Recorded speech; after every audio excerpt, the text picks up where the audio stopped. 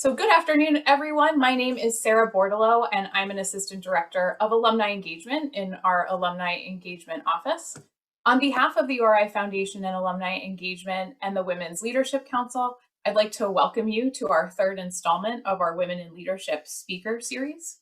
The goal of this series is to bring attention to the many successful alumni of the University of Rhode Island and corporate leaders by highlighting their career paths, providing inspiration, and sharing their knowledge and experiences with students and alumni. I'd like to note that this program is being recorded for future viewing. Additionally, we will be taking audience Q&A at the end of the program. If you have any questions for our speaker, you can type it into the Q&A feature that you see on your screen in the bottom menu at any time during the program. Please note that we may not be able to get to all questions today. Before we get started, I'd like to extend a special thank you to the President of the URI Foundation and Alumni Engagement, Lil O'Rourke, and Vice President of Alumni Engagement, Michelle Nada. Many thanks for your support of this program and for joining us today. I'd also like to take a moment to highlight the Women's Leadership Council. Led by a group of volunteer alumni, this council seeks to develop opportunities for all URI women by offering programs for alumni to interact with and act as role models for students and one another. Additionally, the Women's Leadership Council supports and promotes the Women Transforming Women Endowed Scholarship, a scholarship that is awarded each year to a woman-identified student who holds a leadership position and maintains a GPA of at least 3.0.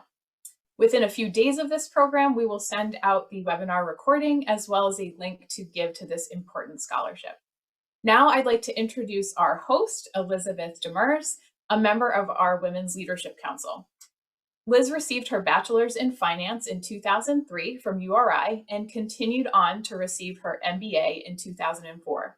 Liz is a client advisor for JP Morgan, where she delivers holistic financial advice and guidance to individuals and families. Prior to joining JP Morgan, Liz was a senior portfolio manager at TIAA Private Wealth Management and portfolio manager at U.S. Trust Bank of America Private Bank, assisting clients with a wide range of wealth management needs. Liz is a member of the Board of Trustees for St. Mary's Academy in East Providence, where she serves as Vice and Finance Chair. She also volunteers at the Izzy Room, located at Hasbro Children's Hospital. Additionally, Liz has experience leading women's financial forums and is a member of Boston's CFA Society.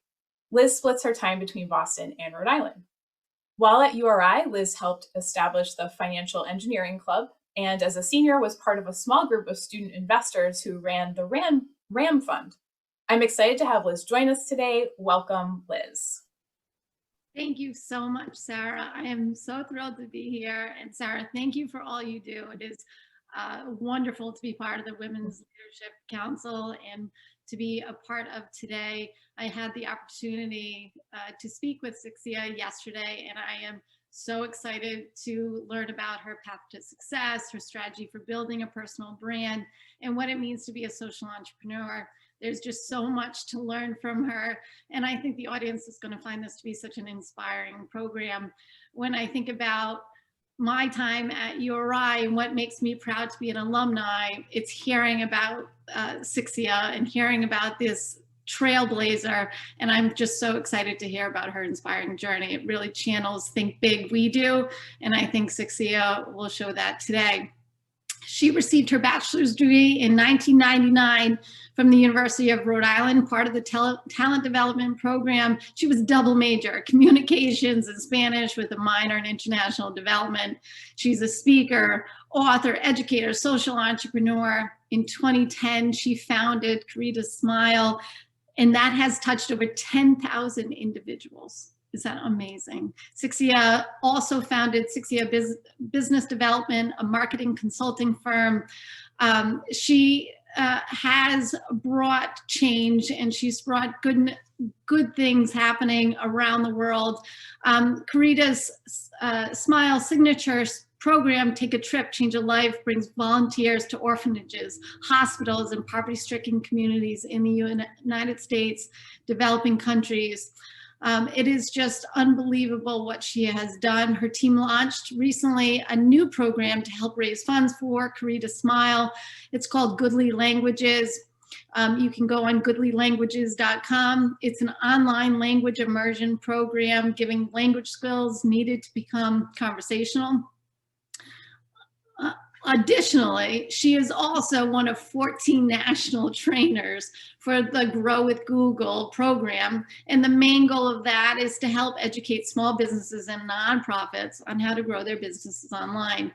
And she has helped over 10,000 Latino businesses. She's also an author, writing, tapping into the Hispanic market, connect, educate, innovate. She has written for magazines. She has spoken at universities. There's not enough I can say about Sixcia and her illustrious career path. She's also a visiting lecturer at the Fashion Institute of Technology. I am so excited to welcome Sixcia. Liz, thank you so much. I'm so grateful to be here.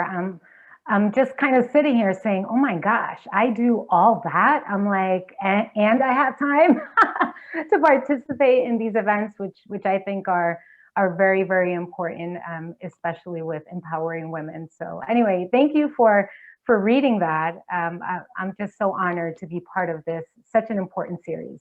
Yes. So I thought I could ask you a couple of questions.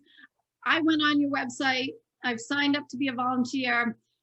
The quote that you have in the video I watched is, the meaning of life is to find your gift. The purpose of your life is to give it away. So I really want to take a step back and talk a little bit about growing up as a fellow Rhode Islander. It's a source of pride to interview you, but you had a lot of obstacles to overcome, and you still succeeded with hard work and study. How did those early experiences really shape you and influence you in turning your attention to helping others? So thank you for asking that question. It just, it brings me back to South Providence and Olneyville, where both of my parents, they were business owners, and their business was a bodega business. It was a little convenience store. And I think that seeing both of my parents coming from the Dominican Republic to the United States with, that truly what we like to say, the American dream, it really helped me to understand what hard work was. But not only that, so, my parents were wonderful. My dad passed away when I was 12 in a car accident. And my mom was left to run the store by herself. And then growing up where we did, which was, it was truly a rainbow of colors with people from all over the world, mainly Latin America. We had, Asian immigrants, African immigrants, and the school that I went to in Providence, it was, I'd probably say a big party, like we'd love to go there to have fun, to connect with people, but it was certainly academically challenging. And I feel that there were a lot of issues that I experienced, that sometimes when you step out of your element, you forget that where you come from, especially in my instance, in my circumstance, in my story, there was gun violence, there was gang violence. If you were a woman and you looked a certain way, you were attractive, you had to be very careful because you could easily get jumped and get your face slashed with a razor blade, which happened a few times in our school. And so, when you kind of grow up with that kind of, up and down, where you go to school and it's great because your friends are there, but it's also survival of the fittest. And then, you go home and you hear, there's shootings, there's a lot of noise that's happening. So being able to reflect on that, I'm not sharing that because I don't want to be labeled as a victim, but more so as an opportunity for others to know that I get where you might be coming from. And if you experience what I experienced, and then the transition from growing up in the inner city with, an amazing mom, and being able to figure out that academics was truly the way out, know that I get that. And then that whole transition from, growing up in this space where, it was truly academically challenging. And then having the opportunity to work with after school programs like Upward Bound, which then connected me to the talent development program at the University of Rhode Island, who helped me with my application getting into the school. And that was such an important moment for me, because being able to say, wow, I graduated high school and now I think I might get accepted through this talent development program. It really gave me hope in some way.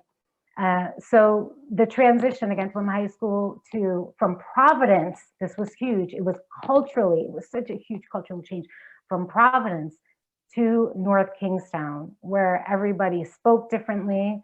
They wore different clothes than I did. I didn't speak like this. I spoke a little bit of English and Spanish, and it was Spanglish, right? The music that I listened to, because my ethnicity is Dominican. We jam to merengue, bachata, salsa, and then going from that to, I think it was Bon Jovi, at the time, which was fine.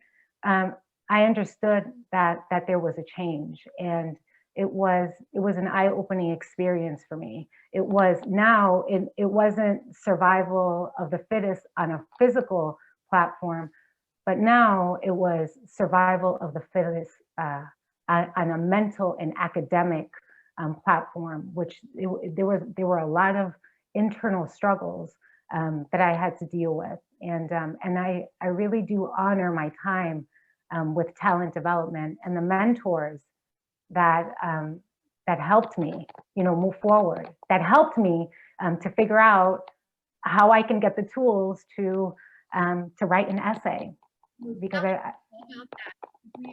just when we were talking earlier, you mentioned Professor Dooley, but you also mentioned when we spoke yesterday about your other mentor in the talent development program and how they helped you and truly helped you, just the basics with writing an essay. So can you expand on that a little bit, and how that was also part of, leading to where you are today and the success of where you are today? Yeah, most definitely. So with the talent development program, we had, of course, these amazing mentors, and Frank Folio and Sharon Folio, who were two of the coaches there. They became almost like my mom and dad at the university. So I remember this one time I went to go see Frank Folio, and I was so upset. And the main reason why I was upset was because in my sociology class, our teacher had this really long discussion about issues that the world was facing on poverty and everything that had to do. I don't remember the specifics, but it was a really important conversation. And so the homework assignment was to write an essay. And so I was kind of sitting there in my chair, and they were like, it's one of these huge classes, like 200 people, 180, 200 people. And I was just like, oh, wow, write an essay. All right, well, that's really cool. I think I know how to do that. And so anyway, people started asking really smart questions.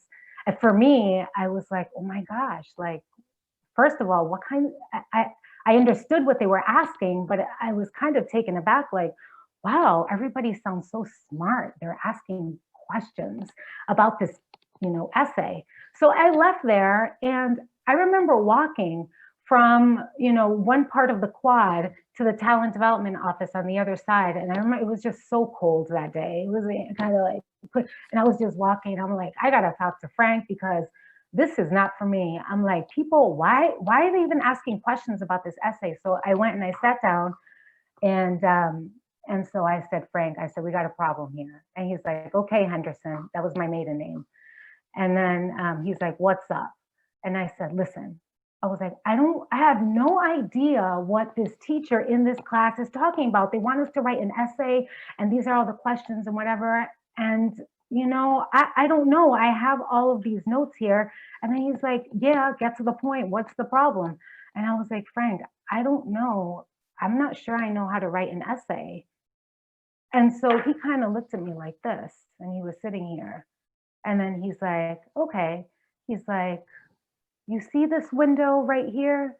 And so I kind of turned and he's pointing out the window. He's like, you see that? You see that building outside of my window? And I said, yeah. And he said, well, that's called a library. And he said, in that building, you can find the answers to all of your problems.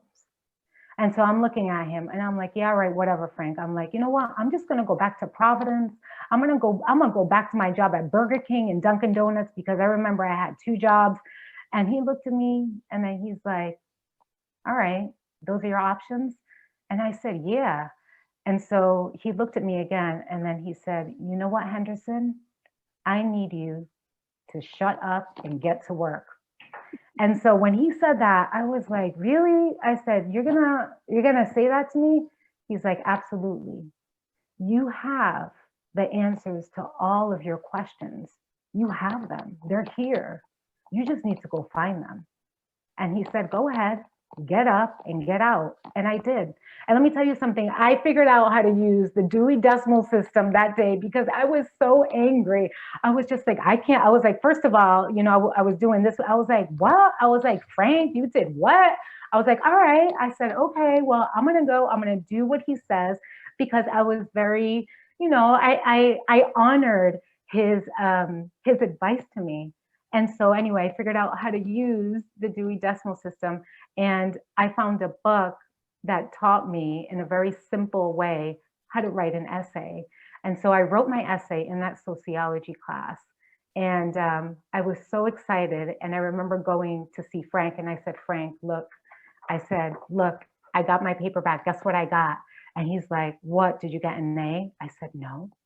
He's like, did you get a B? I was like, nope. I said, even better. He's like, what? I said, I got a C. And you know what that means in Spanish? That means yes. So I got a C and I am proud of that C. And so he looked at me and he laughed and he's like, good for you, Henderson. And so anyway, I think that you know, that tough love that came with having a mentor really helped me to figure out how to find solutions to any kind of issue that I might have on an academic level.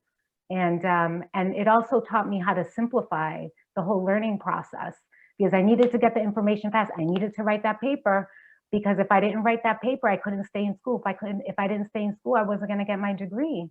So that was that was the start of many other moments in my life at URI and outside of URI. 3 degrees later, Sixcia, 3 degrees later, you started Caritas Smile in 2010. So you had these phenomenal mentors along the way, that, you know, tough love. But I also want to hear a little bit about how your mother had influenced you in creating this nonprofit that's so important, that has helped so many individuals and families. So if you can touch on a little bit the creation of this nonprofit. That is, I went on yesterday and I signed up to volunteer. I mean, it was so impactful seeing the work that you do. So if you wouldn't mind just expanding on that a little bit. Yeah, of course. So my mother, along with my grandmother, have just been just beautiful human beings who have just instilled in me a sense of having a vision and being able to do really whatever you set your mind to. And the way that Caritas Smiles was born was because of my mother. And I'll share with you a short story that really helped me to see life within a developing country in a different light. So every year, my mother would travel to the Dominican Republic, and of course, whenever she would travel, she would always, you know, bring little gifts and trinkets and just something from the United States. And so I remember she was in the middle of my living room preparing for her trip, and she was sitting on her suitcase, and she was trying to close it, and she's going like this, and I hear her, she's huffing and puffing and everything, and I'm like, in Spanish, I'm like, Mom, ¿qué tú estás haciendo? I'm like, what are you doing? And she's like, well, I'm getting ready for this trip. And I'm like, okay, well, you're going to be overpacking. What are you bringing this time? And then she's like, well, I'm bringing extra toys and stuffed animals that belong to John Daniel. John Daniel is my son, and at that time he was 4 years old. And so I was like, wow, that's really nice. I'm like, you're going to be bringing toys and stuffed animals. That's really nice. And I said, well, how many are you bringing? And then she's like, well, I could only fit maybe 4 or 5. And so I thought, wow, well, there's more than 4 or 5 kids in the community that you're going to go to. And so she's like, well, listen, this is what I'm going to do. If you want, you can figure out how to get more toys over there and how to help out on your own. But this is what I'm doing, and I got to go. So fast forward, I ended up creating an event where I invited my network, and I had, anyway, about 150 people attend this event, and I told them to bring a stuffed animal. So they all showed up with a stuffed animal, and I announced to everybody that I was going to be doing something a little bit different. And I wanted them to be connected online on Facebook on January 6th. So because I was going to be in the Dominican Republic. So anyway, I thanked everybody at this networking event, and I was on my way now to the Dominican Republic with my 4-year-old son. And so when we get to the Dominican Republic, I have 4 suitcases filled with stuffed animals. And so I get to my mom's house and I said, okay, I'm here. I did what you said. I got extra toys. And then she's like, well, how are the kids gonna know that you're gonna be passing out all these toys? This is not a charitable foundation. We're not gonna open this up, and have everybody come over. And so I told her, I said, well, then why don't you bring me to the poorest areas and then we can pass them out? And that's exactly what she did. We filled the back seat of, ironically, a little red car on January 6th, which is Three Kings Day in the Dominican Republic. It's Epiphany. And so we took a left and a right in this little village called Monción, which is in the northern part of the island. And so anyway, we're driving down, and all of a sudden my mother turns up the radio and she said, there's going to be children here. And this area was so remote.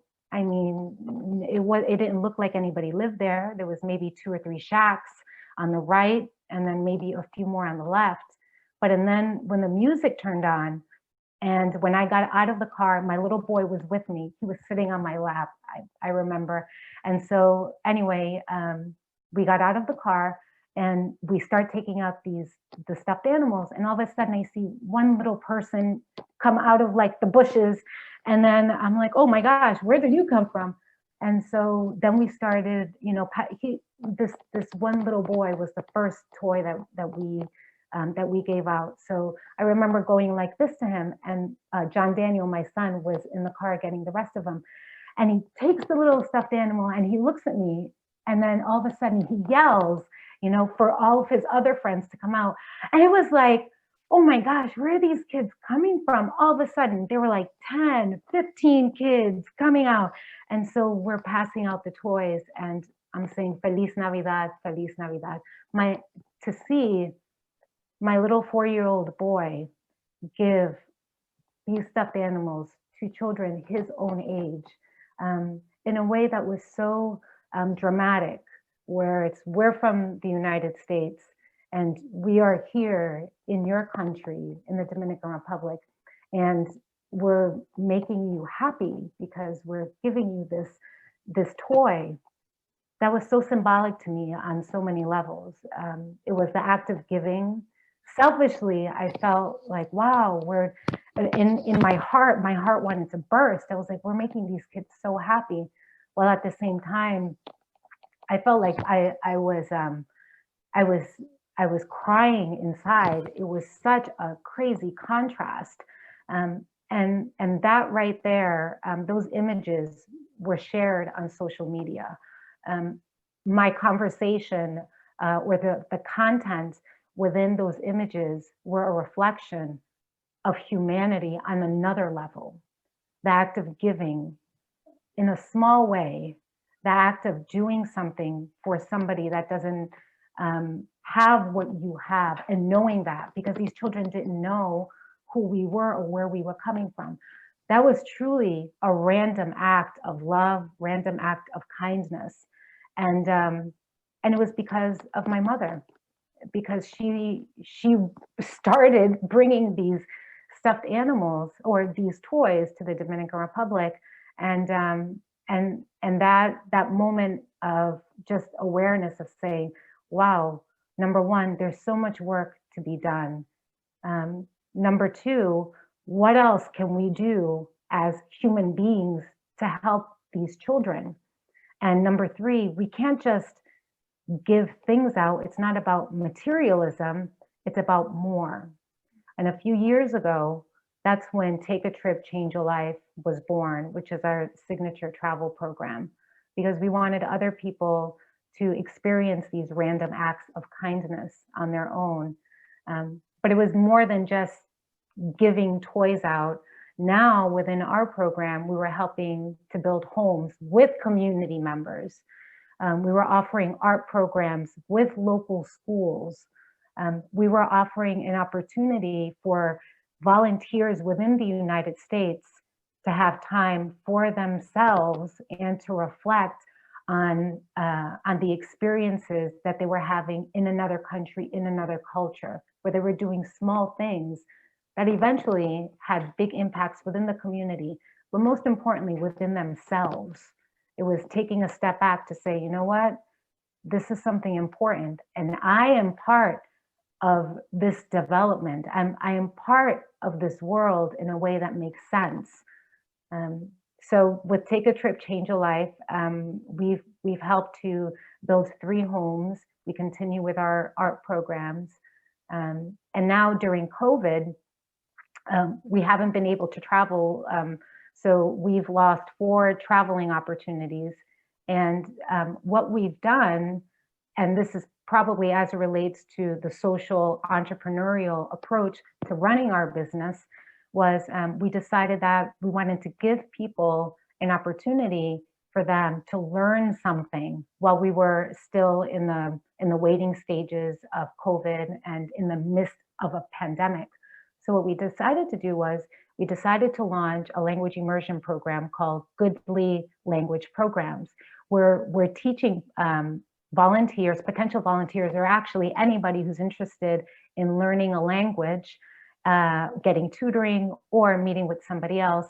And those proceeds would then be given to our service programs within Dominican Republic, mainly to women and children, because the communities that we serve, wherever we saw a child, there was always a woman right next to the child.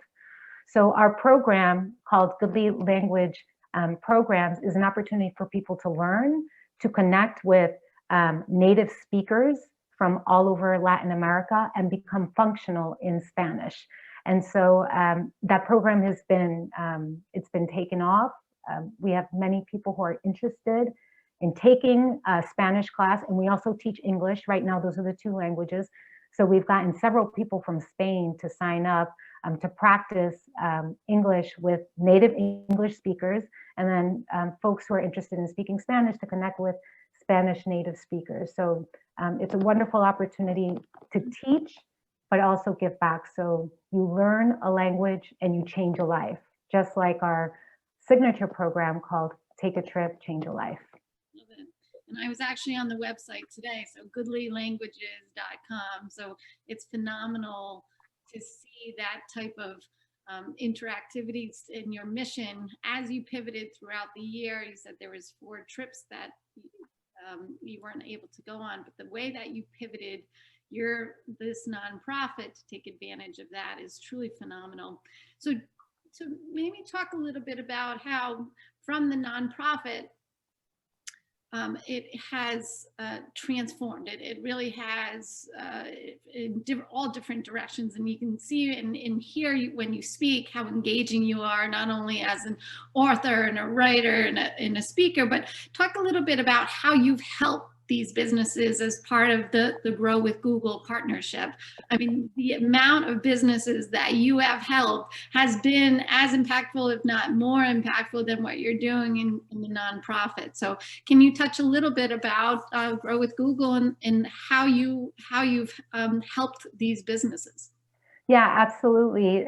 So I've been with the program for probably about, it's already going to be 3 years. And typically, when I speak to small businesses and folks who are looking to grow online, and most importantly, during this time, during a pandemic, I've had the opportunity to take it to, I want to say, to take it back, but really to humanize the whole technology experience and to bring to light what is truly important when somebody is moving forward in their business. And my conversation with small businesses has always been to put yourself in the service of others. And when you think about that as a small business owner who's looking to serve, a small business owner who's looking to solve a problem, as business owners, we are solution providers. And if we think specifically about who our consumer is and about how we can make a difference in the lives of those consumers, I think that you will put yourself way ahead of the game. And then I always make the comparison of Caritas Smiles and how when we started, it was by giving all we could, and we really didn't know who the demographic was, but and then we started to understand them, we started to study them, we understood the community, we embraced the community. And so as businesses, as they try to tell their story through content, and content comes in 3 forms. It comes in text, it comes in video, and it comes in photos. As people begin to tell the story is of helping one another, of being able to share as much information in the most simplistic way possible, and in a way that, again, humanizes the experience at the end, because people enjoy doing business with people in the end. It's not about, let's say, a product that you're looking to sell, but perhaps it's the story behind the product. And so let's just take this pen as an example. Let's say that you manufacture pens in Rhode Island. And this pen is very different than this blue pen, because this pen, if you purchase it, 20% of the proceeds are going to go towards women's scholarships within developing countries or within Rhode Island. And so I think that as a consumer, I'd probably be more interested in purchasing this pen because it empowers other people, it's connected to a cause, and it helps me become part of that solution, or it helps me to create some kind of opportunity to help others in some way. So whenever I share my tips or technology on helping people grow online, it's an opportunity for me to share how we need to understand other people in a way that makes sense for us.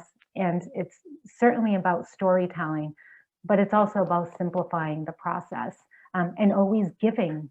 It's giving as much as you can, giving information, giving details, giving free things or free products. But again, it's the philosophy that I feel that I bring, and it's been a lot of fun doing it too. It doesn't feel like it's work, and I think that's the difference. It's fantastic being able to find ways to help small businesses to simplify that whole process. And of course, there's technical things. You have to have a Google My Business page, and you have to do some technical things. But the content is truly what engages consumers and helps people make a decision as it relates to your product or service. And would you say that defines what social entrepreneurship is? Yeah, so I would probably say that each business would be different, but it's absolutely uniting commerce with, let's say, a social aspect of community or something for the greater good. So if you're able to combine the two in a way that makes sense for your product and service, then yes, I would say that is what social entrepreneurialism or social entrepreneurship is. Fantastic. So you have a particular business focus on engaging the Hispanic market. What are your 5 tips for connecting with this market? How have you been successful, and what are the obstacles that you have faced, especially in light of a global pandemic? Mhm. So when I first started sharing tips on the Hispanic market, um, it was something that I wasn't passionate about. I would say that I was more looking to solve a problem. And and then I became passionate about the communities I was helping. But the topic within itself, I thought it was good, but it wasn't interesting.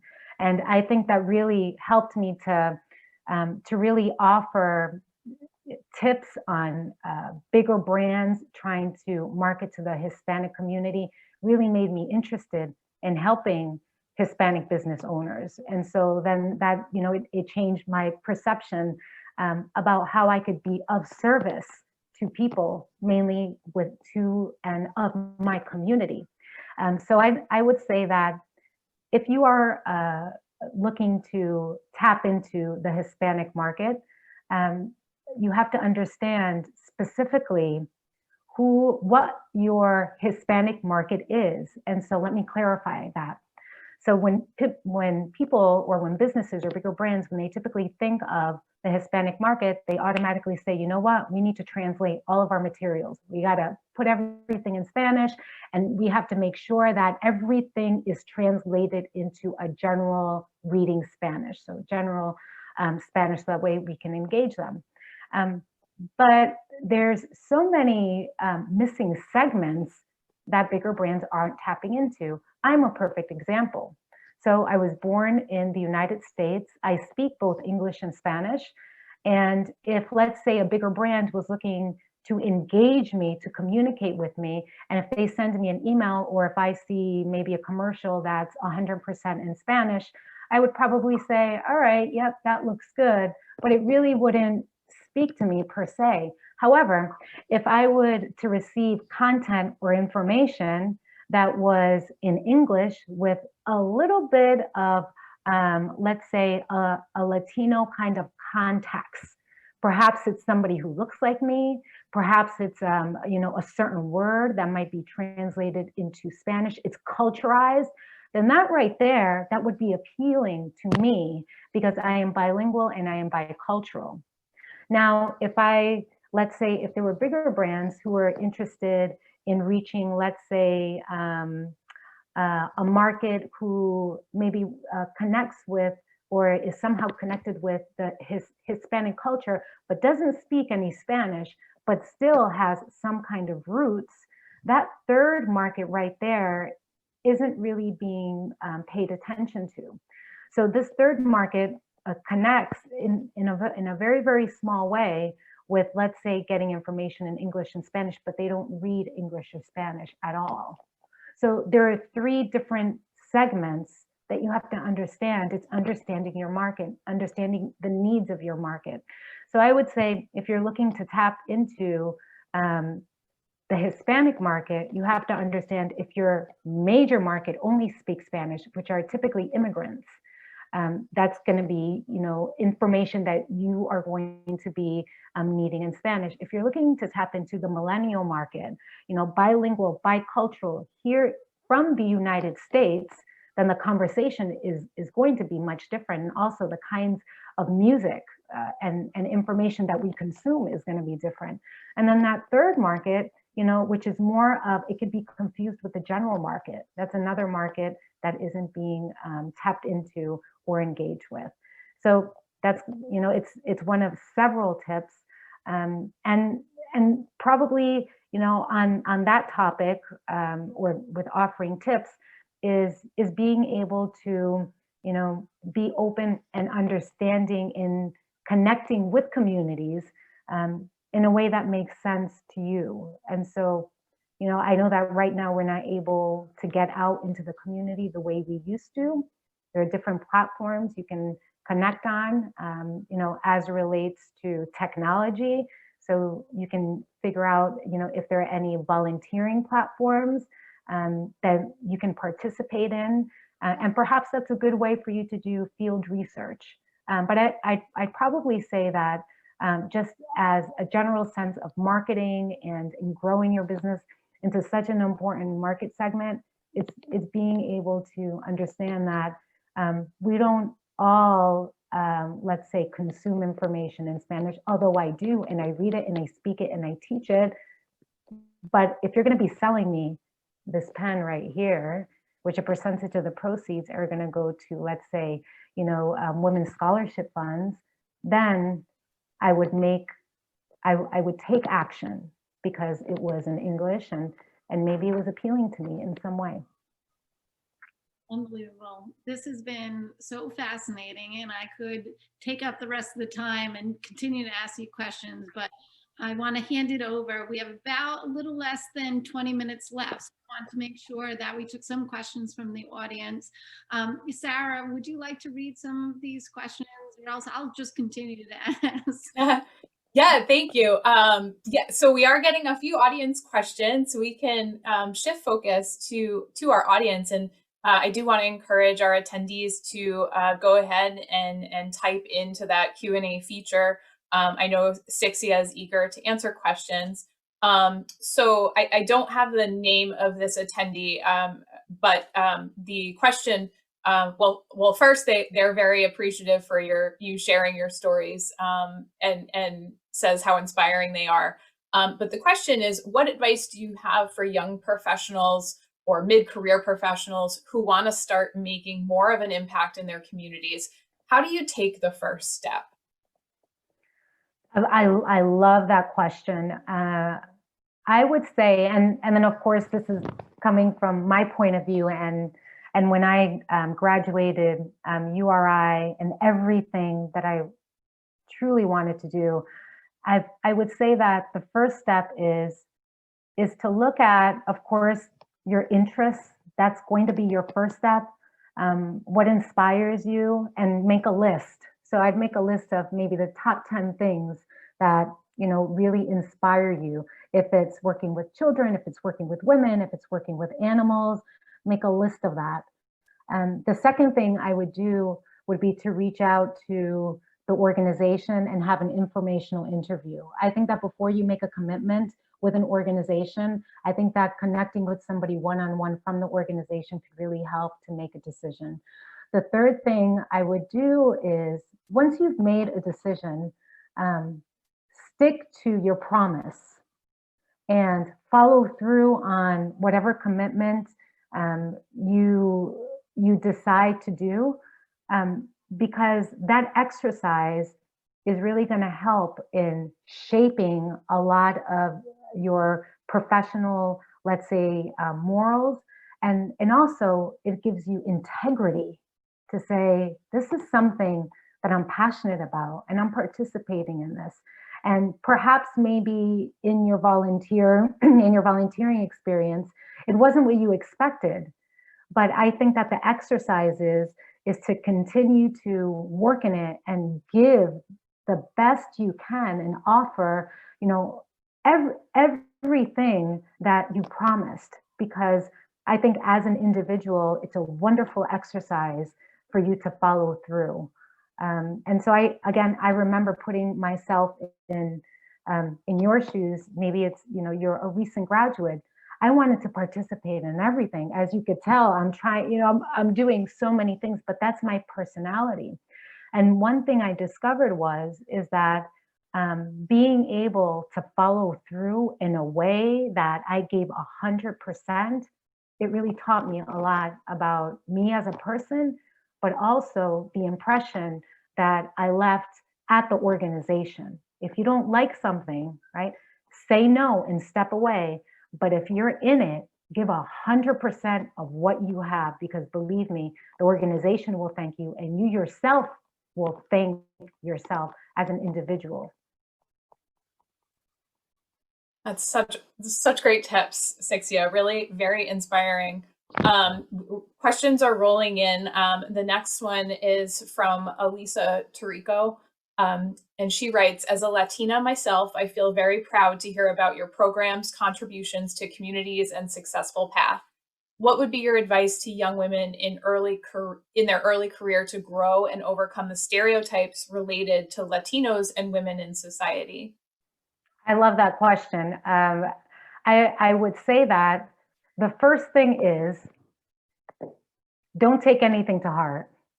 That is going to be the first thing, my recommendation from one Latina to another, or one woman to another, is that I had the experience early in my career where I was helping women start and grow businesses. I was an educator on business planning, and I was helping women bring their visions to reality in helping them get financing at banks. And I was early in my 20s. And I remember I used to talk to people over the phone before they used to see me, before they used to meet with me one-on-one. And on so many occasions, the women that would come to see me, it was almost like they were in shock when they saw what I looked like. It was very interesting for me to move forward from their certain perception, and it was there was a lot of I would say opportunities for me to teach, and it was teaching and leading by example, where many people would say, well, it's very interesting. Your English is very good. When you speak, you don't have an accent. Wow, you're so young and pretty. Which I ended up, at first, I was kind of like, okay, well, that's wonderful. Well, you don't have an accent either when you speak. That's fantastic. Your Rhode Island accent isn't thick at all. And so those remarks were often, it was like I could write a book on the amount of information, on the amount of feedback I got. And so what I ended up doing was I took that as a fantastic opportunity for me to show them and to help them move forward in any way that I could, number one, because the next time they would see and address somebody who was young like me, then the perception was going to be different. The perception of somebody looking like me, helping them, was changing. And that was my goal. My goal was to say, I'm not here to, let's say, change your mind immediately. I'm here to help you grow your business. But I also need you to understand this is who I am as an individual. And I know that there's other women out there that may look like me and speak like me, and they have to work twice as hard to help individuals like you. And I'm going to do my job, but this is who I stand for as an individual. So my advice to, folks who are going out into the workforce, you are going to have situations like the one that I just shared with you. And there's, a saying that says, when you're in a meeting and you want to be heard, make sure you lean in. Well, guess what? My suggestion to you is don't lean in. You got to stand up. You have to stand up and you have to share who you are as an individual. And it's separating the people from the problem. And in a meeting where, and in my case, there were many meetings where people didn't reflect my values. They were mainly older men who were set in their ways. And I had to speak louder, and I had to, again, not only lean in, but in certain instances where I had to read business plans, I had to stand up. I had to say, and do it in a way that was graceful, to say, this is my goal and this is what I'm going to do. Because in the end, your perception of me, may change, but in the end, I know that I have to reach my goal. So continue to move forward. You are going to have challenges no matter what. Be graceful and understand that there's always going to be obstacles, but guess what? The solutions are out there. It's your composure and being able to understand what your goal is and what you hope to achieve in a non-competitive way, I might add, because another tip I'm going to share is, in the field where, you might be out there, perhaps you're the only one who's bilingual or bicultural, there might be instances where there's competitiveness. I would say take a community approach as instead of a competitive approach. I think being able to practice that, especially helping other women, being able to say, you know what, let me see how I can lend a helping hand to my fellow woman. Let me see how we can, understand how to work together. I think that there needs to be a lot of practice within that realm. So being able to, step back and, okay, no, let me take a community approach, not a competitive approach. Awesome. It's a great answer. Continuing on, I do have some more questions here. From Dawn King, as a native Rhode Islander born and raised in Westerly, I'm familiar with the areas you spoke about. We hear the saying, give a man a fish and he eats for a day, teach a man to fish and he lives for a lifetime. In what ways are your outreach programs doing this? I love that question. One of the things that we have discovered in working with communities in need, and by the way, we also do work within the state of Rhode Island and in other states as well. But we've seen communities helping neighboring communities within the Dominican Republic. I'll give you a really good example. One of the homes that we've helped to build in the Dominican Republic, the family of that community ended up helping to build from their own funds the home of a friend of theirs not too far away. And they attribute them helping their fellow neighbor to their experience with Caritas Smiles. And when we go into these communities, we go with little funds, by the way. The funds that we raise to buy all of the building materials, the cement, which costs a lot of money, we buy it from the local shops, but the funds that people give us for the program fees, they go right back into the organization. So this community, they ended up doing, a little, they had a little fundraiser in some way. I'm not sure how. They sold a few pigs, they sold a few chickens, they ended up getting cement, and on their own, they ended up building this home for somebody that needed it.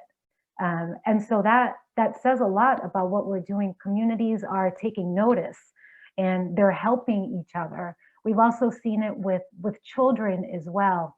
There was one year when we went to Dominican Republic and there was a mom that came to me who said, I just wanted to thank you for showing my little girl what you're doing, because she has all of these toys and she saw when you were passing out these toys to these children in need, and you took her. So I took this little girl and she was helping me to pass out toys.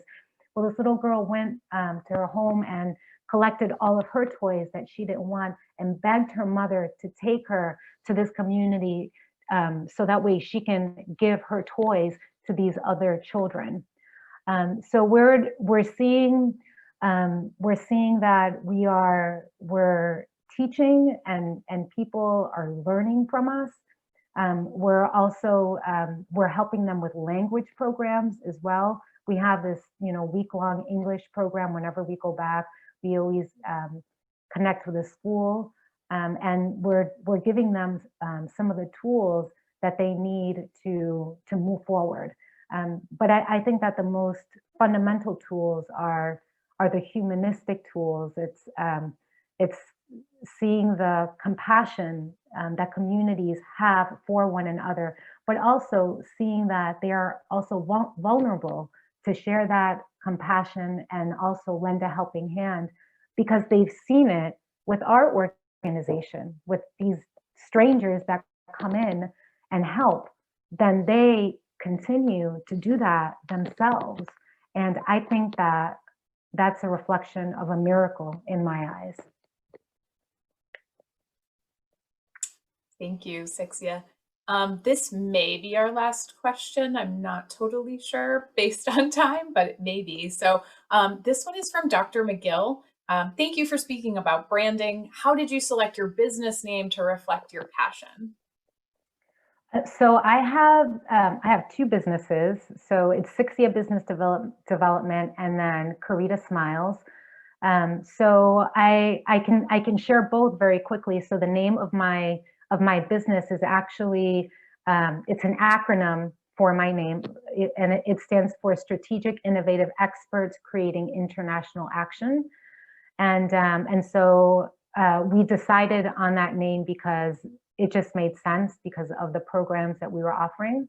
And then the name Caritas Smiles, it's actually a bilingual name. It's a play on words. And so Karita in Spanish means small face, Karita. It means small baby face. And then the word smile means smile. And so we wanted it to be bilingual because the communities that we were bringing together, they were two different cultures who spoke different languages. And so that's how we came up with the name Caritas Smile, and then Sixcia Business Development. Very cool. I was curious about that too. I'm glad that came up. And actually, I think we do have time for one more. And bringing it kind of back to URI, beyond today's speaking event, in what other ways do you continue to engage with the University of Rhode Island? So, I love that you asked that question. So I am part of the College of Business. So there's a board of directors that I am part of. And so right now we're working on different programs on how to engage students to work with businesses and how to use marketing to move forward professionally, and also giving students experiential educational tools to be able to use once they graduate. So I'm working with the university on that level. And the other thing I wanted to mention is with our program through Caritas Smiles, Take a Trip, Change a Life. When we first launched our travel program, the first group of volunteers that traveled with us, they were from the University of Rhode Island. And it was through a talk that I gave it was a College of Business class with Dr. Dave Mitchell. And I talked about having this program, and I asked if anybody was interested in traveling with us. And we ended up getting between six or seven students that traveled with us. And anyway, it was a fantastic opportunity for us to connect with the university. And we have a chapter, we have a Caritas Smiles chapter that we have. And right now, because of COVID, it's not active. But we do have students on the ground that are helping to spread our mission.